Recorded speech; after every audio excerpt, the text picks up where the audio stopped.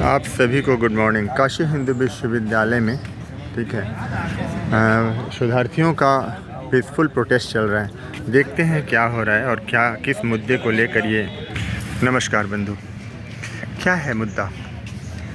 दरअसल हम लोग नॉन नेट फेलोशिप हाइक के लिए बैठे हुए हैं। Non net fellowship right. ये नॉन नेट फेलोशिप जो दिया जा रहा है स्कॉलर्स को, ये 2006 से दिया जा रहा है और 2006 के उससे पहले से दिया जा रहा है, लेकिन 2006 में लास्ट टाइम अपडेट किया गया था। हाँ, जो 5000 से 8000 जो हमारे संज्ञान में है। हाँ, तो वो लास्ट टाइम अपडेट किया गया था और उसके बाद से अभी तक इसको अपडेट नहीं किया गया है, जबकि इन्फ्लेशन कंटिन्यूअसली इंक्रीज हो रहे हैं। और हम लोग उसी कंसर्न को यहाँ पे अपने वीसी सर से हमने बताया। पहले हम लोग ज्ञापन के माध्यम से उनको अवगत कराए और डिफरेंट डायरेक्टर्स और डीन्स को भी हमने ये ज्ञापन दिया कि इस बात को अवगत कराया कि सर इतने दिनों से फेलोशिप हाइक नहीं हुई है, कृपया इस पर संज्ञान लीजिए और कुछ आगे की कार्रवाई करिए।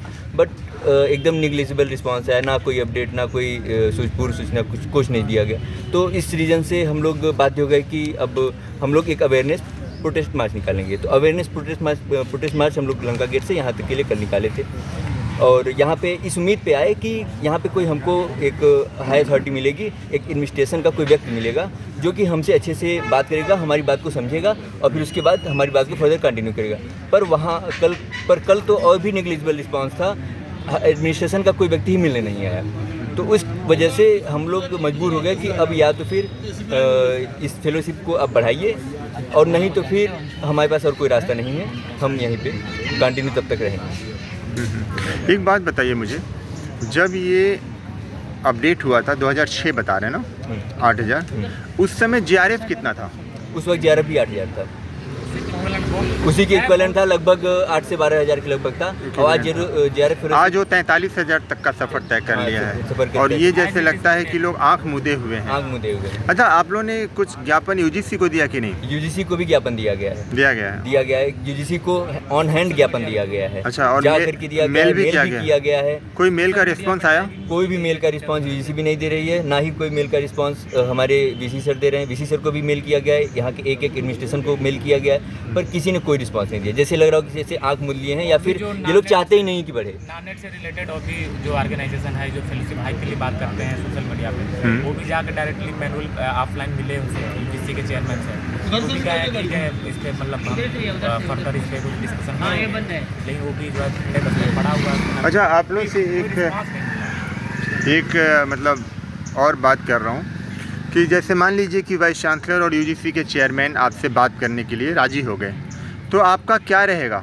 कितना हाइक होना चाहिए या किस तरीके की? सर हाइक में जो है नॉर्मल हाइक थोड़ा सा और प्रैक्टिकल बात, कोई भी अगर इकोनॉमिक का बंदा हो तो इस चीज़ को आसानी से समझ सकता है कि जो 8000 2006 में जो था उसकी जस्ट अगर inflation normal 7% inflation on an average ले तो इस समय 25 के अराउंड बैठता है। मतलब आज का जो 25 है वो उस समय के 8000 के बराबर है। तो हम लोग यहाँ पे एक्स्ट्रा हाइक की तो बात ही नहीं रह गई। प्रैक्टिकली बात करें तो वही 8000 चाहिए, लेकिन 2006 हमें हमारी प्रॉपर स्थिति को देखते जो इकोनॉमिकल पॉइंट ऑफ व्यू से होनी चाहिए, ठीक है, वही नहीं है। हाइक की तो बात छोड़िए सर, वो जो 8000 2006 में मिलता तो वही 8000 उस समय वाला हमारा 8000, तो इस समय वाला 8000 ये तो उसी तरह पता है। मुझे याद आ रहा है, आप में से अगर कोई ताजमहल गया होगा तो वहाँ उसको जो मिलता था 2 पैसे, वो आज भी जो है 2 रुपये मिलता है। अब बताइए वो 2 रुपये के कोई मतलब नहीं रह गया। मतलब जो 8000 आज के टाइम में है वो उस समय के 1000 रुपये के 1000 to 3 टाइम्स मल्टीपल हुआ है। उस वक्त का 1200 रुपये, उस वक्त का 1200 रुपये आज के 8000 की इक्विवेलेंट है। अच्छा, आखिर रिसर्च के लिए आप लोगों को जब बढ़ाने के बाद क्यों इस तरीके, क्या लगता है किन कारणों से एजेंसियां इसके बारे में नहीं सोचती, सिर्फ और सिर्फ जीआरएफ के बारे में सोचती? वो कह रहे हैं फंड जो है जैसे कि आप लोगों का जो है, तो क्या उनके पास इतना पैसा है कि जीआरएफ को बढ़ा दिया? वही सर, वही तो पैरेलल देखिए सर क्या हो रहा है इसमें। कुछ चीज़ें आप समझने लायक हैं। वो क्या रहा है कि जो स्कीम्स हैं जैसे जीआरएफ की है, सीटें भी उसमें कहीं ना कहीं समय के साथ देखा जाए जिस रेशियो में बढ़ना चाहिए, जिस रेशियो में रिसर्च स्कॉलर बढ़ रहा है, ओवरऑल पीएचडी एडमिशन बढ़ रहा है, उस रेशियो में जो जीआरएफ की सीटें भी नहीं बढ़ रही हैं।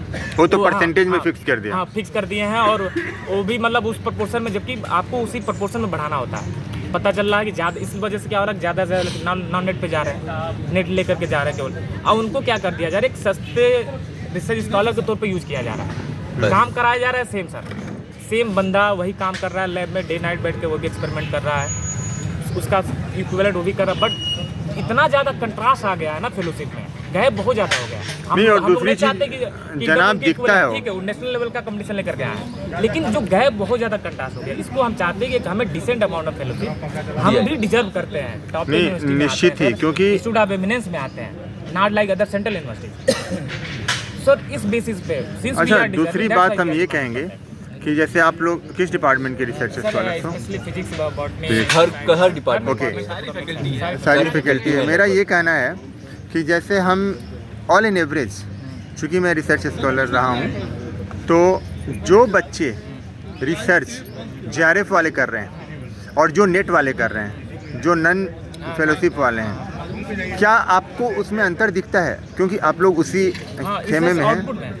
हाँ, मतलब आउटपुट की बात, आउटपुट या फिर रिसर्च आउटपुट, बात करें, मतलब क्या प्रोडक्टिविटी उनकी क्या है। क्योंकि मैंने पाया है कुछ ऐसे भी बच्चे जिनको एक भी फेलोशिप नहीं मिली, उनका रिसर्च तो देखने से लगता है कि 2-2, 3-3 JRF वाले भी उतना नहीं कर पाए हैं। कुछ हैं ऐसे अपवाद। देखिए, ऐसा हम किसी को कम या ज़्यादा नहीं कर रहे हैं, लेकिन हम ये बताना चाहते हैं कि मतलब दोनों का आउटपुट, रिसर्च आउटपुट, मुझे तो लगता है इक्विवेलेंट है। कोई ज़्यादा यही नहीं। इवन बता रहा हूँ सर, हम लोगों को रिसर्च मतलब हम देते हैं, हम लोग मतलब सेम वर्क JRF वाला भी करता है, सेम वर्क डिपार्टमेंट में जो नॉन नेट फेलोशिप वाला व्यक्ति है वो भी करता है, और आउटपुट भी सेम, मतलब अच्छा आउटपुट वो भी देगा, अच्छा आउटपुट हम भी देते हैं। मुझे लगता है कि UGC को कम से कम एक कमेटी तो बनानी ही चाहिए। हाँ, इसके अगर बारे में उन्हें संज्ञान लेना थोड़ा चाहिए सा और लगता है कि JRF वाले ज़्यादा काम करते हैं, ठीक है, और नन नेट वाले काम कम करते हैं, ठीक है, तो एटलीस्ट वो देख ले, एनालिसिस ही कर ले, और उसके बाद ही डिसीजन ले।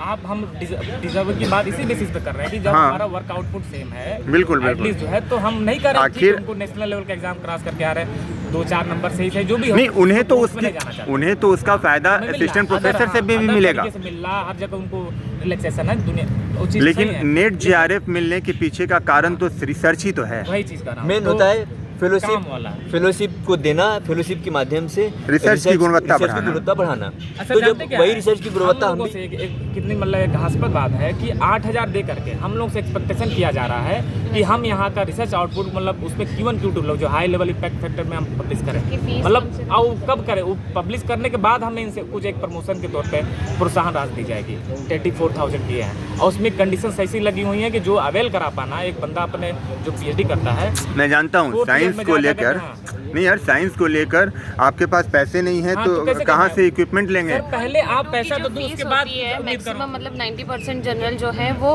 लगभग आपका 1.5 लाख 2 लाख से मतलब कोई भी कम नहीं है, तो इतना पैसा अगर हमारे पास होगा। अच्छा, क्या क्यों जरूरत है Q1 Q2 में? UGC अपना एक अलग से लिस्टिंग करे।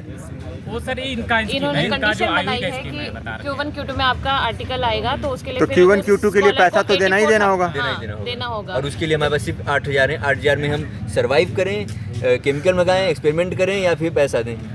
सर, ये सवाल यहाँ पे एक्सपेंसेस इतने ज़्यादा हो गए हैं कि 8,000 में पॉसिबल नहीं हो पा रहा है। नहीं नहीं, मेरा ये मानना है कि हम पैसे देकर गुणवत्ता भरे रिसर्च क्यों प्रिंट कराएं?